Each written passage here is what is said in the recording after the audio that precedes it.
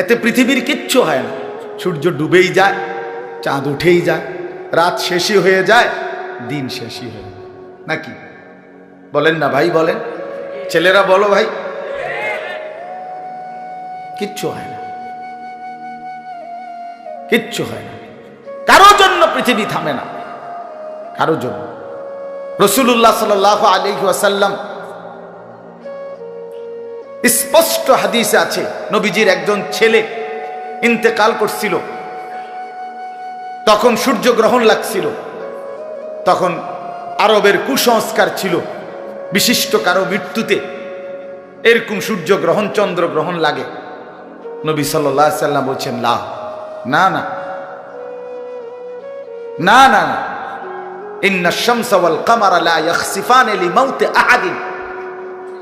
না বেটা, সূর্য চন্দ্রের মধ্যে গ্রহণ